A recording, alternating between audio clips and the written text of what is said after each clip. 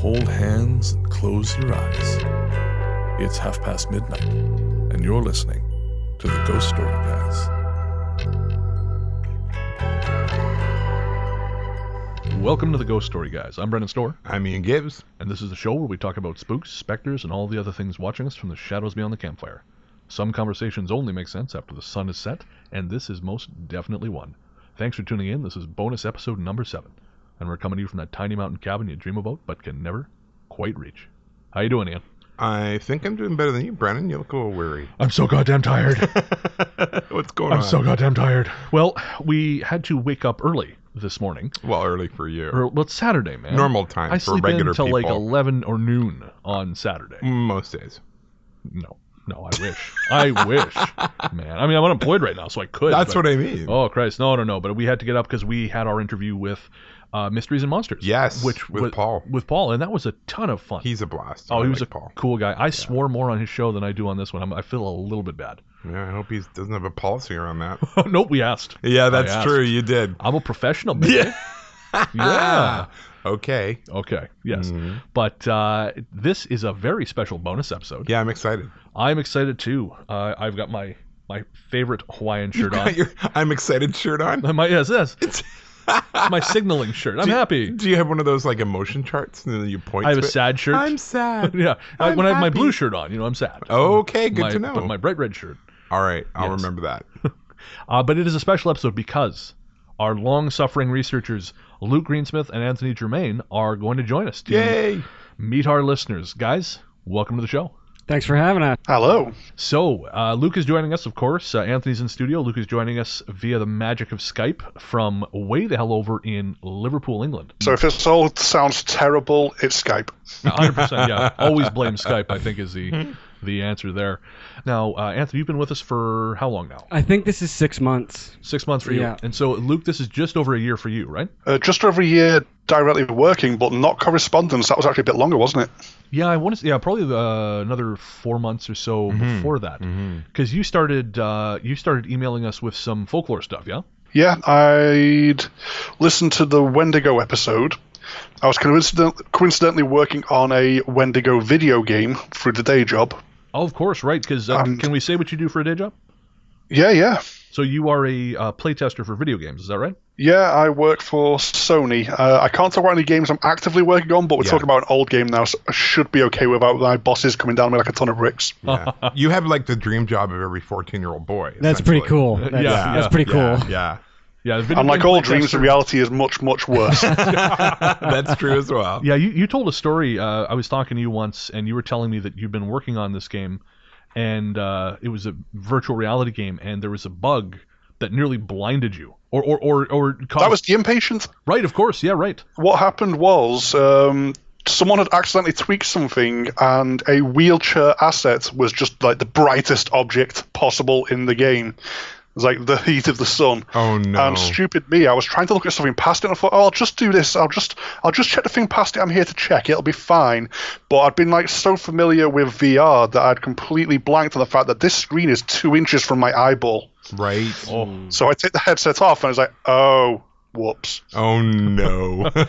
You were done for the day then, as I recall. No. I've blundered into 3 different issues, which have impacted my health somewhat. And every time I went to lie down in the canteen for a while, took some painkillers, and got back on it. Wow. Man, I stubbed my toe at work. I'm like, I'm done for the day, man. I'm going home. Workman's comp. That's right.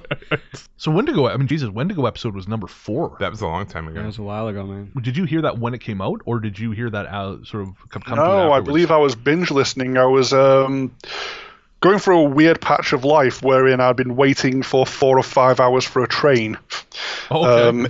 From the end of work to getting to sleep. Right. This was before I moved into Liverpool for work, because I wanted to make sure that work was going to be stable before I did that, so I just hung around in the city. I was at like a 24-hour gym, and I was listening to the Ghost Story Guys while I worked out. Wow. I guess that'd be, what do you call it? Distracting. So tired. Encouragement. I don't want to be like these assholes. I better work out.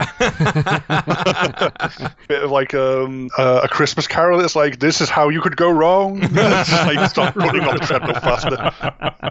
Yeah, no, you're not wrong. You're not wrong. And so, Anthony, now your road to the Ghost Story Guys was a little more circuitous. Yeah, my road to the Ghost Story Guys began with another podcast called Mysterious Universe. Yes.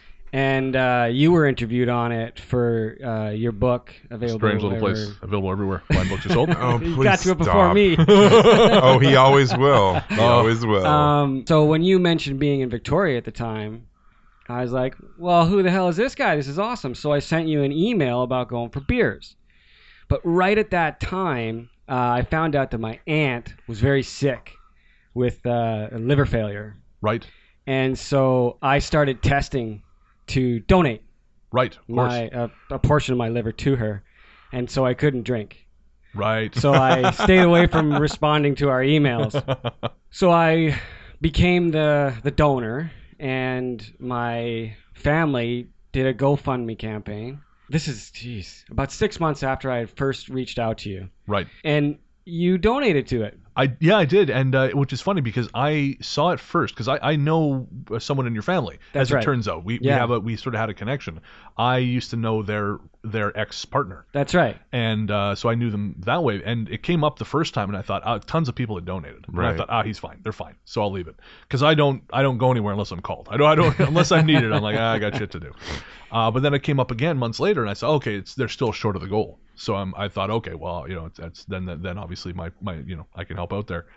So that's just funny how that it kind of kept coming up. Well, what was really funny is that we were in Edmonton getting ready for the surgery. We were only a couple days away from the surgery itself. Right. And my wife was kind of looking at the campaign page, and she said, hey, is this Brennan Store the Mysterious Universe guy? And I was like, yeah, the Largely the Truth guy, yeah. He donated. What? So then we kind of did the backwards investigating and found out how we had already been, somewhat connected. Yeah, that's cool. And then I sent you a message before the surgery saying, as soon as my liver grows back, we'll have some beer. And that's how we met. The first time we met was actually at your book reading Ian's book reading. The book launch, right? Yeah. Yeah. That's the first time that we met, but I had been binging the show. Right. At that time, because while I was healing, I had to exercise. Right. I had to go for long walks. That's what I listened to while I walked. That's cool. So I was caught okay. up on everything by the time I actually met you. Right. And now your liver does grow back, right? Like a starfish? It does. It grows back very quickly. Really? Very quickly, yeah. So they removed 65% of my liver, the entire right lobe. Holy shit. Wow. They put it into my aunt. And then for me, I'm able to have a beer after 3 months. That's incredible. Enough of it's back and it's functioning back. And are you fully... I'm good. Yeah. And how's your aunt? She's great. Yay! You wouldn't recognize her. That's amazing. The liver does way more than we think it does. Yeah. So now I didn't regrow my right lobe. I just have a really big left lobe. Oh. It kind of grows like an earthworm. Oh, Right. okay. Yeah. That's amazing. So 3 months later, when I got the go ahead to have a beer, I was like, Brennan, let's go have a beer. That's awesome. And I remember too because you kept having these sort of pains in your stomach, and you kept kind of tapping your abdomen. Yeah. I thought, are you all right? It was your liver growing back. It was my my abdominal muscles stitching back together. It gets really, really sore because they cut right down from just below your sternum, and then they go all the way across the middle of your abdominal muscles, shit. so that they can open Unzip you. Of course. Get it? Yeah, they unzip you, yeah. Yeah. So the only thing really for me now is that I don't have a gallbladder. Right. And Why? Just because? Because it was underneath the right lobe. So boom, it's gone. It's gone. It's out of there. It's out of there. Wow. They can't connect it to something else, right? Wow. So I don't have a gallbladder anymore, which means if I eat fatty food, I'll get heartburn. Oh, shitty. And I got a kick-ass scar. Well, that's pretty sweet. all right. That's it. Chick stick scars. Did you get them to put in abs? That's what I would do. I'd be like, No. ab implants? yeah. It You're in there anyway. Yeah, but the ab on the bottom right-hand side, it hasn't come back entirely to life yet, so it bulges out. Oh. So my pot belly is only on one side of my abs. awesome. Oh, I'm going to tell people that's what happened to me. Yeah. I donated 90% of my organs. right, yeah. So But yeah, that's how I became a ghost story guy, as it were. Wow. Yeah. Amazing. So it's funny how we all end up. Yeah. Far more dramatic than my story. Yeah, we had coffee. Yeah. Yeah, we had coffee in a coffee shop. So you guys have coffee and go, yeah, let's do a podcast. Yeah. And then somehow me and Anthony both get there via exercise, of all things. Right. That's right. You had to exercise and I had to go for walks. Interesting. Maybe you you and should I- exercise Maybe we more. should try exercise or something might happen. Jesus, We mostly just get together and eat. yeah, we really do. Yeah, like you got we got to the studio and I had this thing of microwave scrambled eggs that I was just hastily shoving in my face because I was trying to get something so I wasn't falling asleep standing up. Yeah.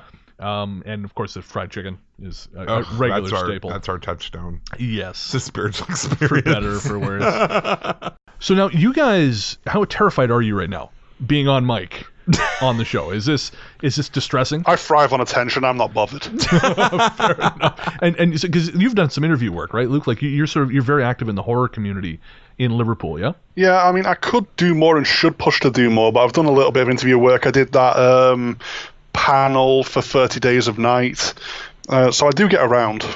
Right. But you're relatively new to the mic, Anthony. I'm brand new to this Is it stage. terrifying? Is it? No, it's just that I finally get to talk back to the podcast. Like I listen to it and Ian will mention something and I'll start talking to my headphones. But now I actually get to do it. So Nice. it's not scary, but it's new. Yeah. Right? Yeah. Well, I saw that there's that meme that you ever want to feel like a ghost or listen to a podcast and know a piece of trivia that they're trying to remember. Yeah. Yes. Shouting at it. Yeah. I just hope, Anthony, you don't start screaming like, shut up, you're idiots, shut up. I never do. I never Okay, do. good. It's like the first time, comforting. actually, I was at work and I was on somebody's roof, and they were trying to talk to me, but I had my headphones on because I ignore people as much as I can. Yeah. Sure. And you started talking about dowsing, Right. and I said, I know how to do that. And they thought I was talking to them, right? Because they were talking to me that I didn't know about. That's funny. And yeah, so I had to take my headphones off, which means I had to pause it, which means I had to listen to what this goddamn person is going to say to me. Living human. So you kind of ruined my day. I'm sorry. You tick. It does it to me all the time. It happens a lot. You get used yeah, to it's it. a common theme. Yeah. I had a similar sort of thing where instead of like talking to the podcast, I immediately went and did like a massive email saying, hey, this is all the stuff you didn't mention about Wendigos. Yeah. Yeah, we really need to revisit that. I picked up some kind of I picked up a book on Wendigo after getting your first emails, and it's sort of a rarer one apparently.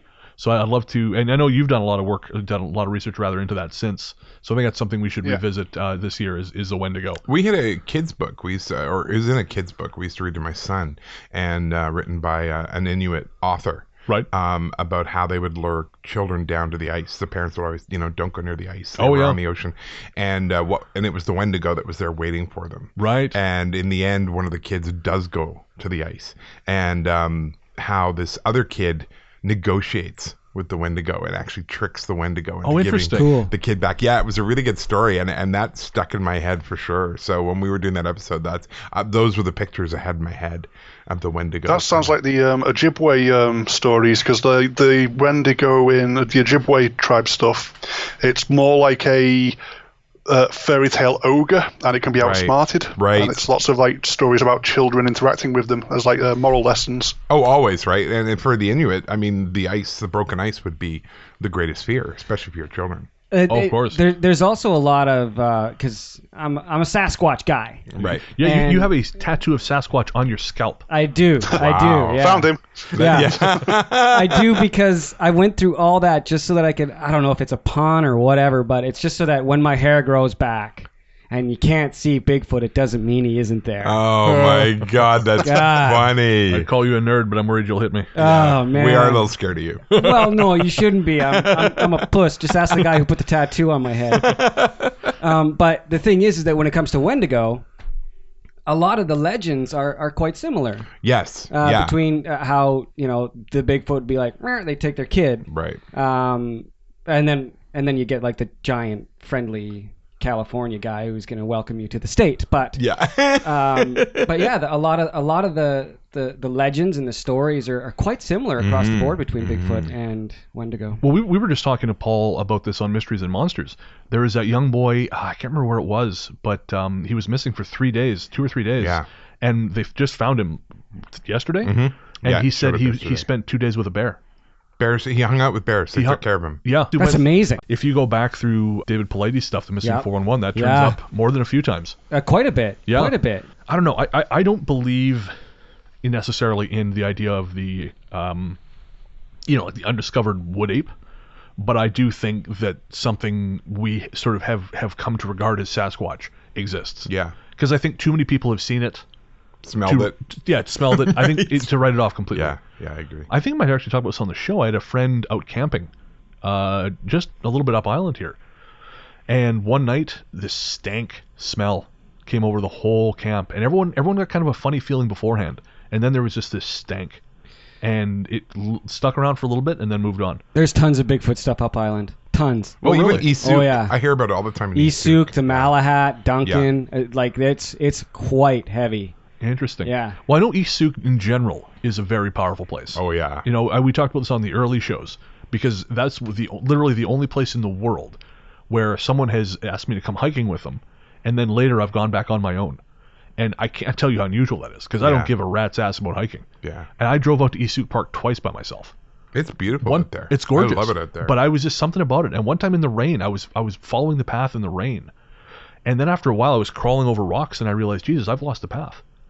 And I turned back and I managed to get back, but it occurred to me, like, where the fuck was I going? Yeah. Yeah. But and then you mentioned that a lot of stolen vehicles end up Absolutely. out that way. Isuk, they drive them out there, set them on fire. That and the Malhat. Yeah. Yeah. Bizarre. Yeah. Yeah. It's a That weird must place. be a bit of a strange experience. It's like, haha, this is fun. I've just set this thing I stole on fire. Oh, I've got to walk home now. Yeah, I know. I'm assuming they have a buddy system. I don't know. Maybe there's some sort of like Uber for criminals. I don't know how that works. You might be credited with too much intelligence. Yeah, you're right. I actually was told a story by a guy, I can't say who, but when he was younger, him and his buddies, they stole a car, they set it on fire, and they let it go over a cliff. And they said it was really disappointing because once it was out of range, it was just gone. You expect that big 1980s action movie explosion. Yeah. No. It did not happen. And then they had to walk home. I think they did. Oh my God. Instant karma. Yeah. Exactly. But no, going back to Sasquatch, is that really a thing in England, Luke? I know over here it's such a sort of integral part of First Nations lore, but is that much of a thing over in the UK? No, we're very much about our black dogs. Oh, Yeah, yeah. Maybe the same sort of thing, though. Aren't there big cats in England too? Big mystery cats? Oh yeah, it's a bit of a mix there. Like there's old wildcats and stuff, but mostly what will happen is stupid rich people have an exotic pet, and the exotic pet will go and be an exotic wild animal again at some point. And you'll occasionally get like photos there. It's like, ooh, mysterious beast. It's like, that is a panther. It's clearly eating its own and run away. I saw a video once of these rich idiots who had I want to say a pet leopard or tiger or something, and it started clawing them. And I thought, good. I don't feel bad for you. Yeah. I feel bad for the animal because you're probably going to destroy it. Yeah. But what kind of moron has an animal like that as a house pet? But in the States, people get eaten by their exotic pets all the time. There was a show for a while. I don't know if you ever saw this one. I loved it. It was this guy who was an animal wrangler, and his specialty was helping people remove, not kill, but like take away their pets, exotic pets like chimpanzees and other things that are now, they turned on them. And they didn't know what to do with them. Jesus. So his job was to go in and like, this one guy had like 7 lions, and he's like, I don't know what to do. I can't afford to feed them anymore. I'm shocked. And so they got a semi and they got in there. But this one family had a chimpanzee who literally tore apart the family dog. Oh my God. Yeah, and was now going after the children. That's fine. And this guy had been brought in. This guy had been brought in because the wife is like, my husband's at work. I need you to come and take the chimp away. The husband didn't want to take the chimp away. He didn't want it gone. So this guy went in there and he got the chimp out of there and it went to live in a Jesus sanctuary. Christ. But people are stupid. Yeah. They're just They are. stupid. Look at giant cats and the people get eaten by these giant cats. Yes, all the time. When you've got A big cat is just a big cat. Think how often that your small cat has a temper tantrum and claws you. That's but a tiger. Yes. Yeah, that's right. Exactly. Yes. That's right. Yeah, that's a terrifying thought. And the litter box for a tiger. That'd be a full-time job. Yeah. I mean, you just fed him a goat. Like, imagine how that's coming out. yeah, that's gonna be some big tiger logs. I can't believe you No. just used the term tiger logs. I'll be cutting that out. Really? Actually, I like It should that. be a You should give T-shirt. it- Yes. Tiger logs. Brennan says. Merch opportunity. Yeah. Tiger logs. It's been a while since we had some new shirts. Well, especially now the Ghost Force children are your children, Nathaniel and Kiki. I am loving that. When he told the arcade owner, or no, when you were in the arcade and you told whoever it was that your kids were in the arcade, that was fantastic. I don't know where that came from. It's but a great brilliant. story, but I swear to God, that's gonna dog me to the end of my days. Oh, I will ensure that. I will ensure If hell is a that. real place, you're determined to go and investigate every nook and cranny of it, Brennan. Wait until Father's Day. Oh, you motherfucker. God almighty. I actually had a message from Cherie the other day on Instagram, and she was saying that she just gets a real kick out of that story. And I said, oh, man, I'm glad someone does. Oh, I do. Yes, I know. Everybody does. man. Everybody but you. The fact that you had to justify to a stranger why you had to be in an arcade and invented children to do it. It's so layered. It's so multi-layered. I don't know. It just came to me, and for some reason I couldn't just say, "Oh no, I'm just here playing some pinball." I know, I get it. They have a pinball league there. I could have get it. lied and said I'm in the pinball league. No, I get it. You know, but you went into a full shame spiral, and Yep. it took you to a very dark place We took a journey. where you had phantom children. Yeah. And I love that person then told you what a great dad you were. Oh, That was just That was the cherry on icing. the Sunday. Yes, icing on the cake. the cringe. Yeah, the I'm cringe gonna rises. from now on. You're gonna get like world's greatest dad mugs. I'm just gonna source those for you. Oh, don't get me any more mugs. Give me a world's greatest dad shirt. That's fine. Or a tie. Or a tie or something. Yeah. yeah. I have everyone buys me mugs. I own one mug. It's a piece of pottery someone gave me almost 20 years ago. That's so weird. I have one too. 20 years ago. Really? And I use this mug. He got it from like Lunenburg or something, and I use it all the time. Yeah, it's the only mug I use. That's so weird. Unless I'm making coffee, because I don't like having coffee taste in my tea mug. Oh, aren't we fancy? Well, because Wow. it's It's thick. like having different forks for your salads. Or Yeah. Aren't we Okay, now fancy? it's on. Now it's on. Do you have a grapefruit Tune spoon? into the next episode when we channel Ian and Anthony. Strangled mysteriously who killed themselves with their microphone cords. Because Brennan's killed us with his salad fork. something. What would the kids think? Yeah. You need to be a good example for your kids, God damn it. Oh, I hate you all. The best thing about these random kids is like we're going to induce like the Phantom Kids episode for Brennan at some point, like the old experiment where they pretended a ghost was real and induced a paranormal activity. It's going to be love that, but that. with Lil, Nathaniel, and Kiki. Yes, and Brennan will have to go to like middle school concerts with the terrible bands and then report back on it. God, I hate kids. I hate kids Kids so hate you. much. Yeah, I know they do. Really, they do. I mean, I don't really hate. Like, I have a niece who's, I think she's gonna be 10 this year. She's somewhere in the double digits, Yeah, I she's think. tiny. Over 8? I don't know. No, I think she turned 9 last year. She'll be 10 this year. And I love the hell out of her, you know. But she's a cool kid. Yeah. But I'm not good at relating to kids Right. because I just talk to them like I talk to people. Kids weirdly like that, though. They love that. They love that. They have enough people in their lives talking down to them or bossing them around. I've always found that you talk to the kids the same way you talk to anybody else, they're going to connect with you. Well, my kid is going to be 17 at the end of February. Yeah. Of course, yeah. And That's terrifying. I don't hate him. Right. I just hate everyone he knows. Yes. Yeah, that's You fair. know? Your kid's different, though. He's a smart kid. That's why I don't hate him. Yeah. That's fair. Yeah, no, my niece is a great kid, but yeah, going to the high school, I had no idea how to talk, like at what level, because especially being in a school setting. Right. Well, less swearing. Yeah, that's it. I And really no had talking to. about boobies. Yeah, I had to sort of self-censor. I'm like, okay, I can't, and I ended up dropping a motherfucker at one point. Oh, That's talking to him. Thankfully, it's a grade 11, 12 Yeah. class. But then when I went down to the grade 8 class, and I know I told the story before, but they said, the teacher actually said you can't talk to them the same way. And so I keep going, stuff, frack, you know, or whatever, you know, and you know, these kids are thinking, what's this guy's fucking problem? Yeah. You know, yeah. but, oh, funny. man. It's, you know what, when you're talking, like, depending on the age of these people, it's when shit goes to stuff. Yeah. Stuff. Yeah, stuff. Yeah. Stuff. The big man talks like daddy on the weekend. Actually, that sort of brings me to a question. Being in a place like that, especially with those kids, and being really open about all this paranormal stuff, because I couldn't just talk about the book from a dry perspective, because I don't think writing a book's that interesting. So I had to kind of be open about, well, these are my experiences, and this is sort of what I've been through.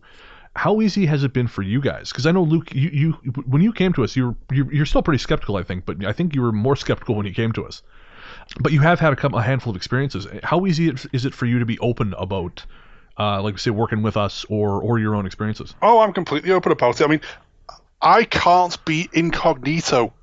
Right, because There is no way for me to 100, try right? and pass as normal, so I don't even bother trying. Because what are you, 6'2", 6'3"?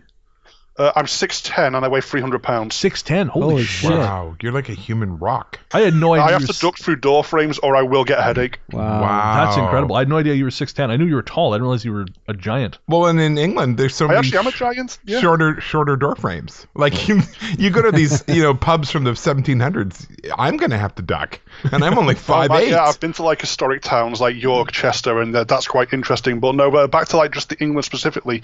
I don't know if it's everywhere, but if you are 6'6" or higher, you are medically defined as a giant. So I am literally a giant. Wow, Sweet. that is so That's cool. awesome. Wow, and do you spend a lot of time under bridges? Or no, sorry, that's trolls. ogre, yeah. Ogres. Yeah, that's my territory. Trolls under bridges, ogres in swamps. And where did giants hang out? Your mom's house. Sky castles. Hills? Hills, in the hills. It was on a hill. That's where I'm from. Oh, excellent. There you go. But anyway, so you were saying it's hard for you to be inconspicuous. Yeah, I can't pass for normal, so I just don't even bother. So I'll talk to anyone about anything. And do you find people respond to that, or do you get sort of a little bit of that, I'm not too sure about this? Well, I try not to hang around with normal people myself, so it seems to work out fine. Oh, that works. Fair enough. How about you, Anthony? Well, it's the same for me. It's impossible to be inconspicuous. I mean, as we said earlier, I have a tattoo on the side of my head. Yeah. You know, like I've got tattoos all the way up and down, and so I what's the point of blending in? That's Fair fucking enough. boring. Yeah. Right? Yeah. So it depends on who I'm talking to about anything paranormal. Of course. But for the most part, I don't care if they're like, "Oh, look at this kooky guy." Right. Right. You're already looking at a kooky guy. Right. You know? Yeah, So yeah. yeah, screw it. Yeah. Fair enough. But other than that, no, it's pretty easy. Like when it came out that Aiden, my son, he's got sensitivities too. Right. I was actually a little devastated. Oh, really? Yeah, because as a dad, you're like, God, it'd be so much easier to go through life without That these whole extra layer. unseen Yeah. things Yeah. Right. around you. There's already enough weird shit around everyone. Yeah, true enough. But when he kind of came to it that I do have these sensitivities and I need to learn what to do with them. Right. I was like, right on, buddy. Okay, I can I'll help you with ya. that. Yeah. Yeah, Right, right, exactly. right. So he went about it a way that I'm very happy he did. Right. That's cool. Yeah. That's awesome. Yeah. That's really good. And you, I mean, you're way more open now about your paranormal experiences. Yeah, I mean, usually it would come up dinner parties after too much wine. Everyone's kind of in a mellow mood. The candles are going lower. It's dark. And we would start talking about ghosts. And I would talk about some of my own experiences and sensitivities, which is how, as we talked with Paul, I would end up being invited to go with people to their final walkthroughs before they put an offer in on a house. Like that kind of thing. Like, so Ian, how's the house? Why do they sound like a 1940s newsreader? Oh, Hey, Ian, hey, tell us Chief. about the house. Yeah, what do you think, Spot? Is there any ghosts in the living room? Yeah, exactly. Because that's how people are after they drink wine. And then doing the ghost walks. But see, you could still kind of distance yourself from that because it's like, well, it's all history and stories. And Right. you didn't have to do any personal investment in it, although I'd had multiple experiences and way too much sensitivity for my own good. But it was when the book came up. And then it was like, all right, if I do this, Your name's on that's it. There's Yeah. no turning back. And I was determined to not just write the book from a reporter standpoint. I wanted to make it different because most ghost books are written that way. They're either fully immersive, like ghosts are tickling my feet even as I write this, or they are 100%, well, this person claims. And I didn't want to do that. I wanted to kind of go down the middle. So my idea was the history, the paranormal stories, and then how I felt in Sure. that location. And Yeah. that's the sort of different angle I took. And with that, it was like, well, I'm done for now. Like, that's it. I put a stamp on myself. And honestly, it hasn't been bad at all. No one's disparaged me, called me names. In fact, if anything, it's made people more comfortable, even at work. And I work at a police department where people will come to me and go, so I had this thing happen. Right. And then it kind of you will get this sort of way, which has been actually really great. And I think it gives people a nice, safe place to tell that story where they couldn't really tell it any other place because they don't want to be seen as believing in ghosts. Right. And I said to Brennan earlier, my favorite phrase is, I don't believe in ghosts, but. Yeah, exactly. You know, and then they tell you their story. Because if you ask somebody if they've experienced something strange, they say, no, not at all. No, not at all. Oh, but wait. Because it happened so much that it's normal, or it happened so long ago. Right. And then as they're telling a story, then I saw this one full body apparition wave at me from across the street. Yeah. It's like, that wasn't strange? Yeah. Well, I didn't think of it until just now. Well, and I don't ask, do you believe in ghosts? Yeah. I ask, have you ever had anything weird happen? Yeah. Yeah. Because you will get two very different answers. Mm-hmm. Oh, sure, yeah. Yeah, I mean, there's a difference between a belief in ghosts and this is a weird thing that happened. Yes, 100%. 100%. I remember when I did an interview with Rev Quarterly last October, and he asked me, "Oh, do you believe in ghosts?" Because he thought this would be a quick question, and I went, "Oof, well," and the poor bugger, you know, I was on the phone for another 100 years because it's such a loaded phrase, right? I believe in experiences Absolutely, yeah, and energy. yep. But in terms of, well, what is a ghost? I mean, geez, there's so many different experiences out there. Yeah. That's and so many different interpretations. Because Yes. I don't necessarily think that, you know, that you can across the board say a ghost is the spirit of the departed. You know, I don't, because I don't always believe that. No, I think there's different kinds of energy. Absolutely, yeah. So no, it's hard to classify those things, and you really got to be careful of language. In the email somewhere, you probably got my long rambling manifesto on what weirdness I actually thought. And it's just a case of I don't believe there's external powers as such. I just think that people are so weird. We actually, how we're constructing and how we're seeing things, that you can encounter things like that without it necessarily being great Aunt Gladys back from beyond the pale. Right. Satan wouldn't let her go. It's definitely not her. Yeah. You know, and also for me, and I've mentioned it in a couple emails that I've handed to you guys, and like it was religious upbringing that totally backfired. Yeah. Because if anything outside of the ordinary, it was Satan. Absolutely. And Me it too. was That's why I was raised demons. too. That's why I was raised too. And Yeah. for me, it was like, really? I wonder what they have to say. Yeah. So it got me more interested in it. It made me more open to it, ironically. totally. It made me 100%. far more open to it. I mean, if I'm going to believe in a giant guy in the sky You have to who believe finds in me the parking opposite. spaces, then I'm going to believe in something that is currently making a noise in my house. For sure. For sure. Oh, I've lost my car keys. Oh, great omnipotence who created all creation. Could you just let them loose, please? Yeah, because you got nothing better to do. That's it. My friend and I used to joke about that. The God's over here. He's making universes. Hey! I don't want that football team to win. Yeah. Or, like the whole, like, you know, any kind of fundamentalist opinion on, like, you know, homosexuality. Right. You know, hey, no. Don't put that there. Yeah, wrong end, stupid. You know, like making universes. Hey, you guys can't love each other. Like, That's come on. There's no way that something has such personal specificities to it. Right. No. You know, don't touch yourself. Then why'd you give me hands? Yeah, Yeah, man, right. come Why on. do they reach? Yeah. Yeah, the T-Rex, he was cursed. Like, that guy, God did not want that guy jacking off. But The T-Rex hugged a lot of logs. You know? that's a T-shirt. The T-Rex hugged a lot of logs. Tiger logs. That's what I was going to say. That's where tiger logs come from. Oh, it all comes together. It all makes sense now. yeah. The circle of life. Has being involved with the show changed your opinions on anything, or has sort of expanded the way you looked at these subjects, or is it pretty much sort of the same? You kind of came in with an opinion, and this has just kind of helped solidify that. It hasn't changed my opinions, but it has made me put more effort into digging up and looking at these things, because it's like, take it for granted before, and I was like, oh, this, that, the other. Yeah, I was like again, we go back to the first thing. It says, oh, hey, you guys missed some interesting stuff about Wendigo folklore, and they basically, you then go, okay, cool, what's that then? And then I go, I've got to put this in words now. I've got to look this up. So it's like really pushed me to widen my knowledge of these areas. Yeah. Which just infers back on like stuff I enjoy anyway. It infers on like writing, and I think it's actually made me a lot more on the ball, and a lot more like picking up detail and finding new interesting things with this, which I just would have just been like in the back of my mind going, oh yeah, that was a thing. I'm right there with you. In fact, like if I can use something that I'm you guys both know I'm very interested in the gold rush. Yeah. Sure. Right? You had to do a lot to get that gold. Yeah. Well, yeah. You yeah. had to really people would think, oh well, there's gold there. Let's go get it. But you'd have to do a lot of steps. Take a It was awful. You have to It was sift awful. through it. Yeah. I've run a sluice box. It sucks. Yeah, but yeah. when you get the gold, it's there. So you Yeah. you keep on digging and you keep on going. So it actually has driven me to look deeper and sift through a lot of silt. But you find it. You find it. Yeah. So it's affected the way that I actually like research. Right. Yeah.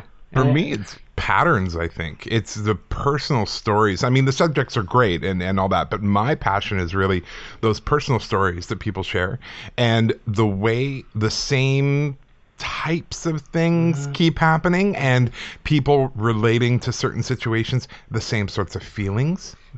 Do you know what I mean? Like, Yeah. and that, so I came into it with that because I've read a lot of ghost story books and people's accounts. But what really has sent it is all the people emailing in and saying, this was my experience. And now I can look at it and go, oh yeah.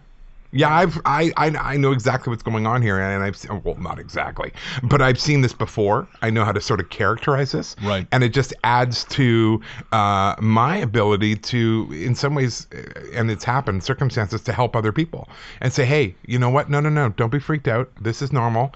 I've heard of this before. This is probably what's going on, and don't worry about it. So that's the part I've really enjoyed about it. Yeah, for me, the emails have been huge. Yeah. You know, learning that this show actually makes a difference to people has been a big deal for me. Because, you know, I started writing back in 2009.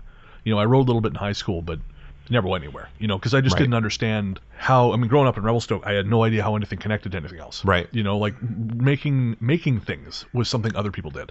You know, it just happened somewhere. Right. It didn't even occur to me you could do those things.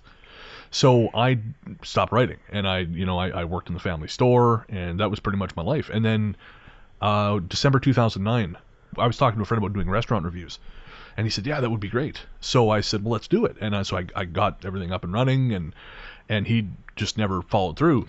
So I did it. Yeah. And I started, writing restaurant reviews. And I mean, there was few enough places at the time that people read them, but I didn't really find it fulfilling because I don't give Right. a rat's ass writing about food, right? Because I don't Whoa, easy. writing about food. Oh, okay. Right, I love food. I Yeah. just don't care about writing about it. And this is But back. you might when get free food if you're writing about it. sadly, no. Everyone thinks that, but you don't. No, because you can't. I mean, unless you're working for like a paper that's expensing you, Right. you can't just go in and say I'm X. I mean, people tried. I but- did some Yelps. Yes, Do you remember when Yelp was a thing? I do. I wrote hilarious Yelps. People loved them. But it never really went anywhere. Yeah, and neither did my thing, and because it was just like, it's so hard to be seen. It's so hard to get views. To cut through the noise. Yeah, whereas like this show has been great for that. And when I see the emails and see that people are connecting and Yeah. and I see their experiences, I think, okay, that for me has expanded my sense of connection, being able to say, okay, no, what we do can matter. Well, and from literally all over the world. That's what I love. Yeah. Like, Yeah. that's amazing to me. We have a patron from I think Denmark. Yeah, Denmark. Yeah, And some in Australia, and it's crazy. yeah. I don't think we have any patrons in Australia yet. Oh, sorry, I meant like But emails. listeners, yeah. Oh yeah, no, we have listeners. Are you hearing that, Australia? We need some patrons from you. That's right. Yeah. We've had a weird uptick of listeners in Germany. I know. Not touching that one. Nope. Don't say anything. We don't want that to go down. Thank you.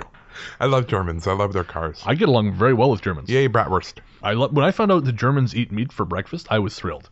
Right? And cheese. Oh, sorry. But cheese. Yep. They're big on cheese and bread. I was back in 2008. A friend of mine was playing semi-pro volleyball over in Buell, Germany. So I went over there and we hung out for a while. And I remember for breakfast we went for Wiener Schnitzel. And it just I love Wiener Schnitzel. oh, it's amazing. Oh, I was thrilled. Bring it. Deep fried meat. Come on. Yep, sold. No, I'm big fan. Love Germany. All right, well, I think we're going to bring it to a close. We're going to continue this, of course, for patrons afterwards. If you want to be a patron of the show, head on over to patreon.com/ghoststoryguys. There are tiers at the $1, $5, $10, and $20 level. And that gets you access to our bonus episodes, which is usually 1 or 2 a month, anywhere from 25 minutes to an hour long, and a number of other pretty cool things. So again, that's patreon.com/Ghost Story, guys. Luke and Anthony, thank you for coming on the show. This has been thank you. awesome. Now you guys know what they sound like. These guys, because So quit harassing us. No, legitimately, this show, we've been able to do so much more having you guys around. Oh, 100%. Having you guys helping us has been, especially, it's just been such a load off, because I know before Luke came on board, I was burning out pretty hard, because I was trying to do something that we just didn't have the resources to do. We didn't have the, I was trying to be Mysterious Universe. And those guys are, well, they're great at what they do, and it takes a lot. But it's a team who does it. It's a team. They have an entire company behind them. Yeah, they're a full-time job. Yeah, we have Brennan. Because I'm useless. But yeah. So no, you guys, you make our lives so much easier. Again, the show we couldn't do the show without you. So thank you for the work you do. We're hoping to hear more of you on the show. I know Luke is prepping his Luke lore segments. Which I'm looking forward to that, Luke. I really am. Yeah, me too. Bringing it back around to Wendigos, Wendigoag is the plural for Wendigo. That'll be on the Luke lore as well. I didn't know that. I'm going to dig out the old email, and I'm just going to ramble on about all of the little tidbits of folklore we couldn't really fit anywhere, because we're very, the Ghost Story guys is very personal story focused. So the Luke lore stuff, I'm going to be filling in just like the tidbits and the general background stuff that doesn't really fit on the show, but is adjacent to what we're talking about. Yeah, that's great. And that sounds like a lot of fun. Yeah. I'm looking forward to it. And those will be available first to $5 and up patrons, and then they will be released on YouTube. Oh, cool. So those will be audio files released on YouTube. And maybe going forward in the future, we may even have some video stuff. Cool. We don't want to commit to it yet because it's a lot of work. Yep. But we're slowly, our thoughts are drifting in that direction. It just involves being out of the studio a little bit, and that's scary. Yeah, I'll need more fried chicken for that. Yes, we'll keep you fueled. That's the only way I get paid. You and me both, brother. All right, guys. Well, again, thank you so much. Hope to have you on here again soon. And I guess that's going to do it. We'll be back in a week with another show, and until then, into the darkness we go.